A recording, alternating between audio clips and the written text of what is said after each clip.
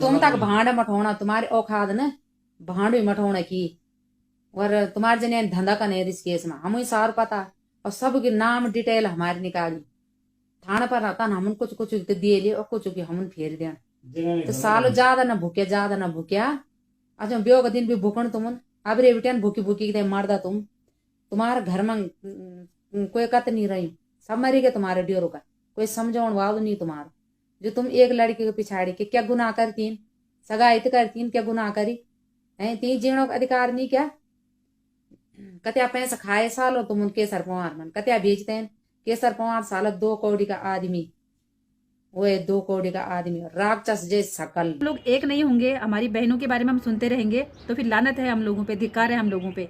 क्या बर्तन धोना बहुत बड़ा गुनाह है? क्या होटल लाइन में रहना कोई चोरी करना है या कोई पाप है? होटल लाइन में रहने वाले क्या गुनहगार हैं? क्या तुम जूठे बर्तन नहीं धोती हो? क्या तुम खाना नहीं खाती हो? तो इस प्रकार की बयानबाजी दोस्तों हो रही है आजकल सोशल मीडिया में। तो दोस्तों जिस बिंदु पे मैं आज बात करने वाली हूँ वो जो हमारी उत्तराखंड की गायिका हैं अनीशा रांगड़, उनकी मम्मी द्वारा जो विवाद आजकल हुआ है, तो मैं उस विषय में बात करने वाली हूँ आज आप लोगों से। तो सबसे पहले सभी दोस्तों को हिमानी पांडे का प्यार भरा प्रणाम। तो दोस्तों आज ये ब्लॉग है नहीं, बस ऐसी आज आप लोगों से बातचीत करने के लिए मैं आज अपने वीडियो के माध्यम से आप लोगों के सामने आई हूँ। बड़े बड़े यूट्यूबर हैं, मैंने हमेशा से देखा है ऐसे टाइम पे कोई भी बात नहीं करता है, कोई भी मुद्दा नहीं उठाता है और ये बहुत ही गलत बात है। बाकी सबकी अपनी अपनी मर्जी है, कौन क्या करना चाहता है, कौन क्या नहीं करना चाहता है। तो दोस्तों अभी मैं थोड़ी देर पहले एक भाई का वीडियो देख रही थी, उनका जो वीडियो बनाया हुआ था, तो उसमें कुछ और भी विवाद आ रहा था।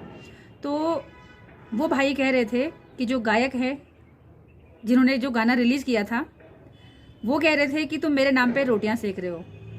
तो ना तो कोई अनीशा रांगड़ के नाम पे रोटियां सेक रहा है अपनी, ना कोई उन भाई जी के नाम पे रोटियां सेक रहा है।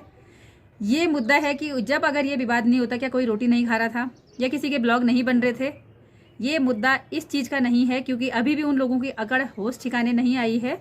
ये मुद्दा सिर्फ इस बात का है कि हमारी जो बहनें हैं, हमारी जो माताएं हैं, उन लोगों पे लांछन लगाया है, उन लोगों के मान और सम्मान की हानि हुई है। इतनी शर्मनाक बात होने के बावजूद भी इस प्रकार की बातें सामने आ रही हैं तो थोड़ा लगता है कि कैसे कैसे लोग हैं।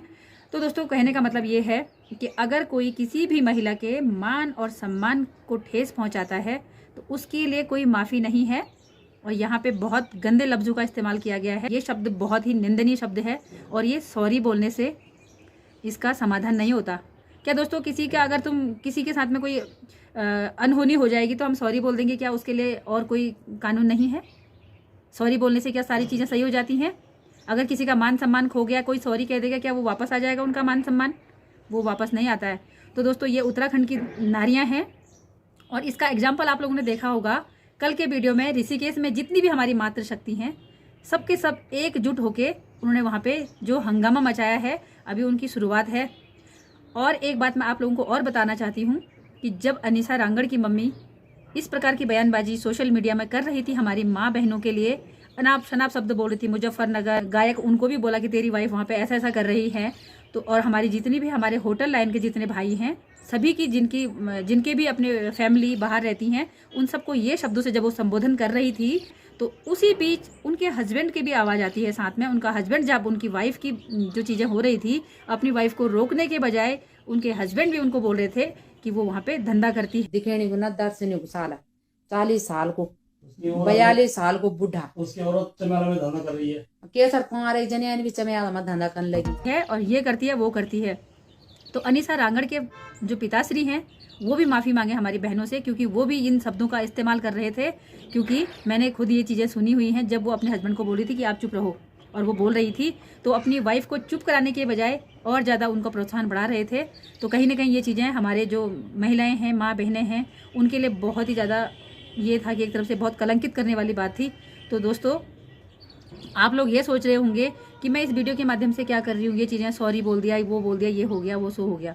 लेकिन ये एक आज की बात नहीं है, ये चीज़ें बहुत बार होती हैं, उसके बाद सॉरी बोला जाता है, मामला रफा दफा। तो अगर किसी पे लांछन लगा हुआ है, किसी के चरित्र पे इतना बड़ा वार किया है कि वहाँ पे जाके कोई अपने फैमिली के साथ में रह रहा है। और होटल वालों की नौकरी कितनी मतलब संघर्ष वाली नौकरी होती है, जितने भी हमारे भाई हैं होटल लाइन में। और मैंने आप लोगों को बताया भी था, कुछ मेरे परिवार से भी, खुद मेरे जिया जी होटल लाइन में हैं तकरीबन 22-24 साल से। मेरी सिस्टर ने अपने बच्चों को पढ़ाया, बहुत मेहनत करी है। तो इसी प्रकार से सभी बहनें अपने बच्चों को पढ़ाने के लिए जो जा रही हैं तो क्यों हमारी मातृशक्ति को टारगेट किया? तुम लोगों का आपस में जो था उसको निपटा लेते, आपस में जो तुम्हारा चल रहा था वो आप उस हिसाब से निपटाते। इसमें हमारे होटलियर भाइयों की जो बीबियां हैं, पत्नियां हैं, उनका क्या दोष है? इसमें इतना बड़ा जो कीचड़ उछाला गया उन पे, उनका क्या दोष है?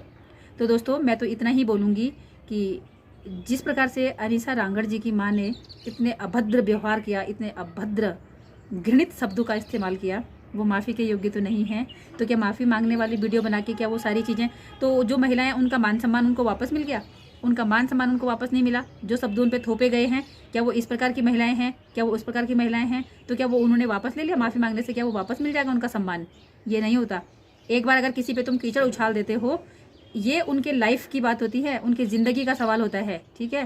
तो इस प्रकार की जो बयानबाजी उन्होंने की है घोर निंदनीय है। मैं दोबारा कहूँगी, उसकी बहुत निंदा होनी चाहिए और उनको इस प्रकार से नहीं माफ़ करना चाहिए। माफ़ी मांगने के वीडियो बना के अगर आप लोग उनको माफ़ कर रहे हो तो ये कोई बात नहीं हुई, क्योंकि अगर उन्होंने इतने घृणित शब्दों का इस्तेमाल किया है, उनके हस्बैंड को भी उस चीज़ की माफ़ी मांगनी चाहिए, क्योंकि उन्होंने भी अपनी वाइफ का प्रोत्साहन बढ़ाया। ये सुना है उस वीडियो में हमने, हालांकि उन्होंने डिलीट कर दिया, लेकिन वो वीडियो मेरे पास पड़ी हुई है। तो दोस्तों इस प्रकार के जब अगर हम लोग एक नहीं होंगे, हमारी बहनों के बारे में हम सुनते रहेंगे, तो फिर लानत है हम लोगों पे, धिक्कार है हम लोगों पे, ठीक है? और अपने वीडियो के माध्यम से मैं इतना ही बोलना चाहूँगी कि जितनी भी हमारी बहनें हैं, खुद हमारे भी मान सम्मान की हानि हुई है। हमारे घर की भी माँ बहनें हैं जो जिनकी वाइफ होटल लाइन में, जिनके हस्बैंड, आजकल तो महिलाएं भी होटल लाइन में हैं। हमें प्राउड फील होता है, देश विदेश सब जगह उनका आजकल जो है ना, तो कितनी मेहनत वो लोग कर रहे हैं। तो इस प्रकार की बयानबाजी, तो ये जहाँ से भी आया, आप लोगों का आपस का मामला जो था वो सो था। आपके गाने से किसी को कोई मतलब नहीं है, कोई रोटी नहीं सेक रहा। आपको जो करना है आप करिए, आपस में आपका जो है। लेकिन सबसे बड़ी बात यह है, देवभूमि उत्तराखंड की जो महिलाओं के बारे में इस प्रकार की बयानबाजी की है वो बहुत ही घोर निंदनीय है। उसको इस प्रकार से माफ़ नहीं किया जाएगा। माफ़ी वाले वीडियो से कि हमें माफ़ कर दीजिए, हमसे ये हो गया, हमसे तुम नहीं समझे, हम सब समझे, हमने सब सुना किस प्रकार से हर एक माँ बहन के बारे में वहाँ बोला गया कि ऋषिकेश में जाके तुम्हारी जो माताएं बहनें, तुम्हारी जो पत्नियां हैं वो वहाँ पे क्या कर रही हैं, उनके चरित्र को तार तार किया गया है। तो इस प्रकार से बिल्कुल भी माफ़ी नहीं दी जाएगी उनको। और ये कोई भी ऐसा नहीं है कि हाँ चलो माफ़ी वाला वीडियो बना दिया, वो डाल दिया, हो गया। तो दोस्तों बहुत ही बुरा लगता है इस प्रकार का जब कभी भी सीन होता है। हमारे होटलियर भाइयों के साथ में हैं हम लोग, उनकी पत्नियों के साथ में हम लोग हैं। हम अपने चैनल के माध्यम से सभी से बोलना चाहेंगे कि ऐसे वक्त पे सभी को एक हो जाना चाहिए और सपोर्ट करना चाहिए। और जितने भी उनको फॉलोवर, उनको आगे बढ़ा रहे हैं, उनको सबको अनफॉलो करो। इन लोगों का दिमाग बहुत आगे बढ़ गया है, क्योंकि वो लोग भी हमारी वजह से आगे बढ़े रहते हैं। तो दोस्तों कहने का मतलब ये था कि तुम्हारा आपस में क्या चल रहा है डजंट मैटर, लेकिन तुमने टारगेट किसको किया?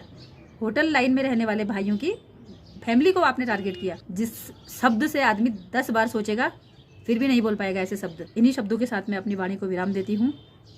जय देवभूमि उत्तराखंड, जय माता दी, बाय बाय।